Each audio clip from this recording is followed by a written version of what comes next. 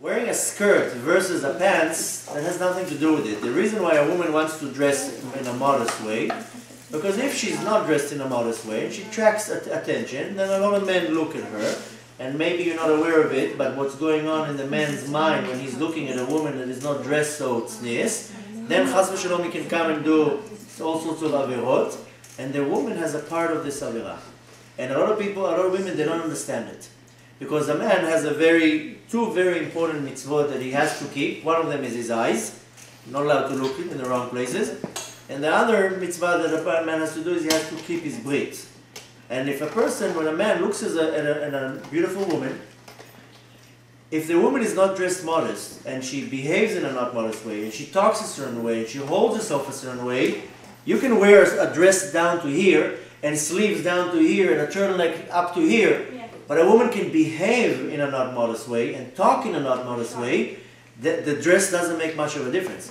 But if a woman, if a woman walks in the street completely very not modest, and she looks gorgeous and beautiful, and 50 men turn around and they look at her, and they have bad thoughts because of her, and they go do a sin because of her, then she has the sin of all these men. So a man sins once, a woman can sin 50 times on one time. It's nothing to do right now pants or skirts. I'm talking about the entire thing. How she behaves, how she walks, how she talks. So a woman has a big thing with dressing tznius, because a lot of women say, you know, I'm covered, I'm not, half naked here. But if a woman behaves a certain way, or she dresses, a dress can be very wide and cover anything. Pants can be wide, pants can be tight. Pants can be tight, completely tight on the body. Pants can be like baggy pants, then you can have a dress. Revealing.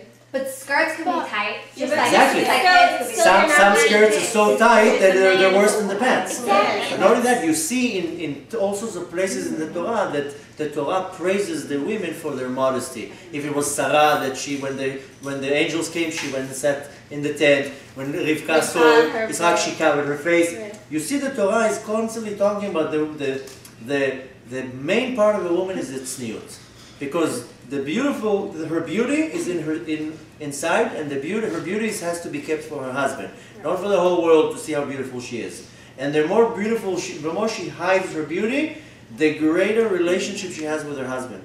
And this is what a lot of ladies don't understand, that the more you are tznuah, the more you keep yourself to your husband, the greater relationship you have with your husband. And sometimes you see marriages that all they do is fight and problems and problems in their house.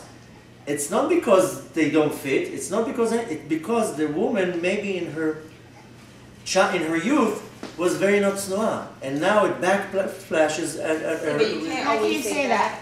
Huh? That's not always the case. Yes. I'm not saying it's the case. I'm saying it can be Because she the wasn't case. tznuah in the past, now she's having bad relationship with her husband. What was that?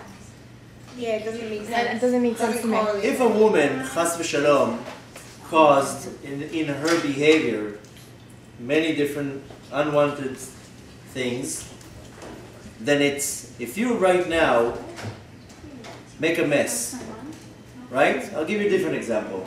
Imagine a little kid, he goes to the kitchen, he opens the fridge, he looks on the top, he sees like a chocolate pudding. He didn't ask his mother's permission, he climbs up, he pulls it out, and as he pulls it out, everything falls out from the fridge and the whole floor is a mess. The mother comes in, she sees the mess, she doesn't get upset, she doesn't scream at the kid, she doesn't punishes him, everything's fine. But the fact is that the floor is dirty and somebody has to clean it. So if a person in his life did a certain averah, nobody's upset, you're not going to Gehenom, nothing's wrong, don't worry. But you created some type of a mess, which means that if somebody walks into the kitchen and you didn't clean it, then either they're going to slip and fall, either they're going to get their shoes dirty, there's going to be some type of a reaction. So this is how in our life, we can do a certain sin or an act in our life, and we don't do tshuva, we don't clean it, we don't do tshuva on it. 10 years pass, and you run into a situation and something hits it. So a person can, I'm not saying this is the case, but a lot of times we do a certain act, and in the future we're eating the result from that. So in the example that I gave you, yes, a lot of women, for example, when they were young, they were very not tznuot, and they did many different things. And when it comes to the actual benefit from the whole core of the tzniut is for a woman to be with her husband. And if a woman damaged that, then when it comes to be with the husband, it can create problems. It doesn't mean that every marriage they have problems is because of that. Right. But it could very much be. Every time that there's a problem, you have to go back and see where did this problem comes from. And you can probably, That's psychoanalysis, huh? kind of. But even in religion, if the person has a problem with money, must be it's originating from something. Person has a problem with health, it must be originating from something. A person has a problem with shlom bayit, it must be that it's originating from somewhere. But not to get too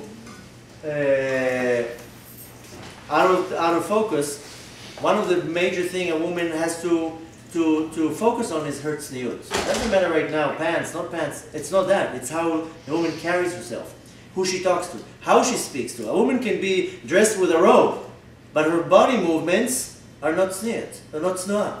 Or how she speaks with a person.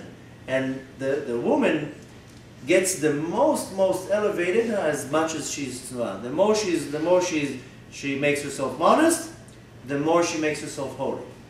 The more that her husband, this is another problem. A lot of women, it's hard for them to find their other half. They're looking and looking, they want to get married, they can't find the right one. Because with a certain sins, they push their husband away. They don't understand, where's my husband?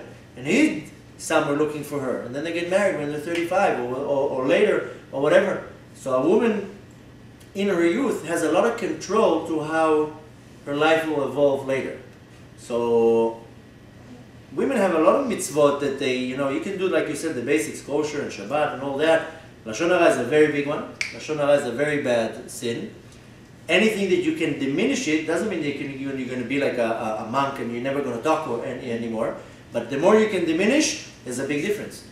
The more you can hold yourself in a more tznuah way, that makes a big difference. So like you said before, let's say the whole week I'm not, one day I am. That's better than nothing. So when you go to shul on Shabbat, you dress a little bit more tznuah, or whenever you can. The thing is that you have to do it with what's called with tam.